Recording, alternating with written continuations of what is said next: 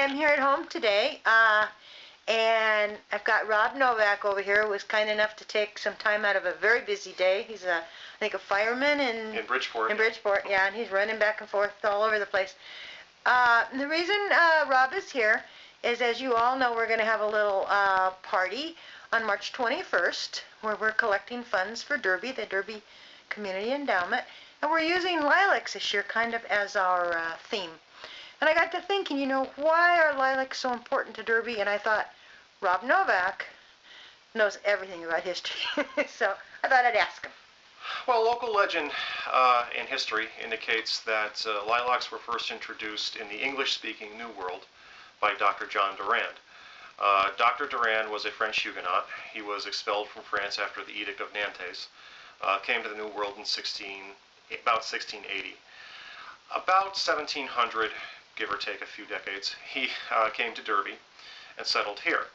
And now when you think about it, Derby was very, very sparsely settled. It was probably a lonely place, to be quite honest with you. And for Dr. Durand, it must have been sort of a double dose of loneliness, because he was sort of the ultimate insider. He was a Frenchman living in an English-speaking New World. Now, he was a medical doctor. In fact, the local English people called him the Little French Doctor. He actually had a practice that ranged throughout the entire area, including Woodbridge and Orange, and of course in Derby too. He was a traveling doctor. But legend has it that when he made a trip back to his beloved France to visit his relatives, he decided to take some of his family's lilacs back with him, sort of a little piece of his old country that he would bring here, like so many other subsequent immigrants have done in the century since then. He planted them around his home, and they were a curiosity. His children, as they were born and grew up and moved on, they sort of took the lilacs with them too, and the lilacs sort of spread throughout Derby.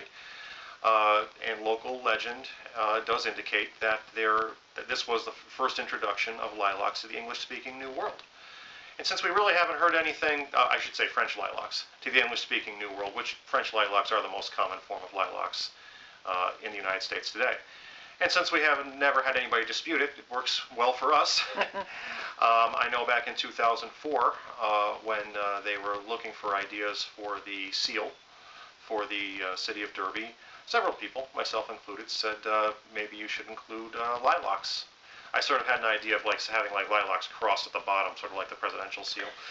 But actually, I like what they did. They came up with even better. I like the little shoot of lilacs that sort of appears on one side of the seal. I think it's classy, I think it's poignant, and it's something a little different, which is kind of embodies Derby. That's very cool. That's very cool. And thank you. And we're hoping to go buy some, and when they're going to be dedicating O'Sullivan Island, the Ed Cotter Memorial, yes. I believe the mayor said in April. So we're going to go too and plant our lilacs around. How do you think they're going to do? Are you also, you know anything about plants or just history? I'm not a horticulturist, but I know that my yard has several lilac bushes too. They seem to be pretty hardy.